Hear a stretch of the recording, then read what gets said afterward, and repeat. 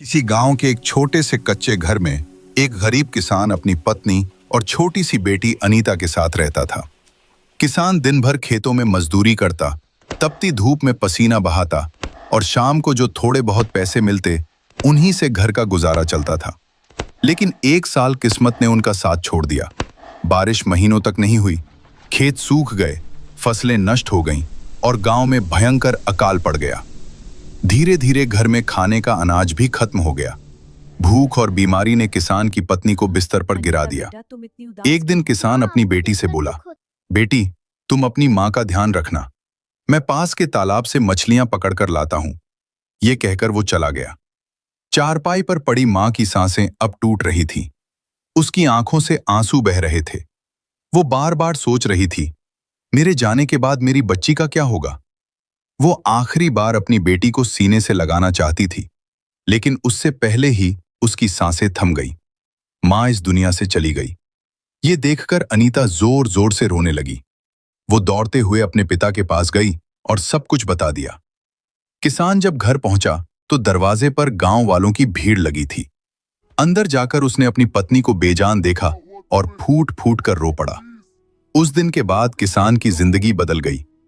18 साल बाद समय बीतता गया। अनीता अब जवान हो चुकी थी। वो बेहद सुशील और संस्कारी लड़की थी।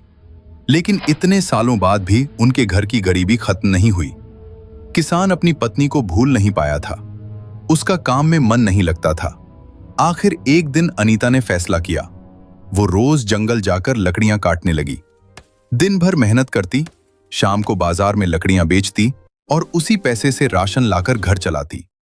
धीरे धीरे उसे मेहनत की आदत पड़ गई। एक दिन उसके पिता रोते हुए बोले, बेटी, मुझे माफ कर दो। मैं इतना लाचार हो गया हूं कि तुम्हें 2 वक्त की रोटी भी नहीं खिला सकता। मैं चाहता हूं कि तुम्हारी शादी हो जाए ताकि तुम्हें अच्छा जीवन मिल सके। अनीता ने तुरंत कहा, पिताजी, मैं आपको छोड़कर कहीं नहीं जाऊंगी। लेकिन पिता समझ गए थे कि हर बेटी को एक दिन अपने घर से जाना ही पड़ता है। एक रिश्ता। कुछ दिनों बाद खेत के मालिक ने किसान से कहा, मैं अपने बेटे के लिए आपकी बेटी का रिश्ता मांगने आया हूं। यह सुनकर किसान बहुत खुश हुआ। शाम को उसने अनीता को सारी बात बताई। पहले तो अनीता को दुख हुआ, लेकिन जब उसने अपने पिता के चेहरे पर वर्षों बाद खुशी देखी तो वो शादी के लिए तैयार हो गई। शादी का दिन आ गया। ढोल नगारों के साथ बारात आई, मंडप सजाया गया। पंडित मंत्र पढ़ रहे थे। सब कुछ ठीक चल रहा था। लेकिन जैसे ही दूल्हे रमेश ने अनीता के गले में मंगलसूत्र पहनाया, अचानक आसमान में काले बादल छा गए और तभी एक अजीब घटना हुई। रमेश का शरीर कांपने लगा।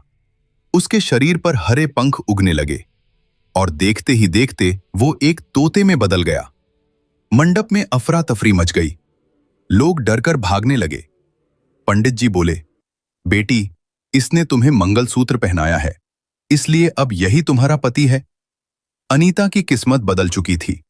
वो एक तोते की पत्नी बन गई। ससुराल में अपमान। जब अनीता अपने ससुराल पहुंची और उसने सारी बात बताई तो किसी ने उस पर विश्वास नहीं किया। सास चिल्लाई, मनहूस लड़की, तेरी वजह से मेरे बेटे की ये हालत हुई है। लोग उसका मजाक उड़ाने लगे। कोई उसे मनहूस, कोई डायन, कोई तोते की बीवी कहने लगा। लेकिन अनीता ने हार नहीं मानी। वो अपने पति रूपी तोते की सेवा करती रही। उसे खाना खिलाती, नहलाती और हर दिन उससे बातें करती। इसी तरह 3 साल बीत गए। भगवान की परीक्षा। एक दिन अनीता मंदिर गई और रोते हुए भगवान से प्रार्थना करने लगी, हे भोलेनाथ, मैंने कोई गलती नहीं की, फिर मुझे यह सजा क्यों मिल रही है। उसकी सच्ची भक्ति से प्रसन्न होकर भगवान शिव एक भिक्षु का रूप लेकर उसके सामने आए। उन्होंने भोजन मांगा। अनीता उन्हें घर ले आई और पूरे आदर से भोजन कराया। फिर उसने अपनी पूरी कहानी सुना दी। भिक्षु ने अपनी दिव्य शक्ति से तोते को बोलने की शक्ति दी। तब रमेश ने अपने श्राप का रहस्य बताया। डायन का श्राप। वर्षों पहले रमेश का प्रेम एक लड़की से हुआ था, लेकिन उसकी मां एक डायन थी। जब रमेश की मां ने उस रिश्ते को ठुकरा दिया तो डायन ने श्राप दिया, जिस दिन तुम्हारे बेटे की शादी होगी उसी दिन वह तोता बन जाएगा। और वही हुआ। श्राप से मुक्ति। भिक्षु ने एक योजना बनाई। तोते को डायन के पास भेजा गया। डायन ने लालच में आकर रमेश को फिर इंसान बना दिया, लेकिन भगवान शिव ने पहले ही अनीता के घर के चारों तरफ दिव्य सुरक्षा घेरा बना दिया था। जब डायन वहां पहुंची तो उसकी बेटी शक्ति से जलकर राख हो गई। क्रोधित डायन ने हमला किया। तभी भगवान शिव अपने असली रूप में प्रकट हुए। उन्होंने अपने तीसरे नेत्र की अग्नि से डायन को भी भस्म कर दिया। कहानी का संदेश: रमेश और अनीता भगवान के चरणों में गिर पड़े।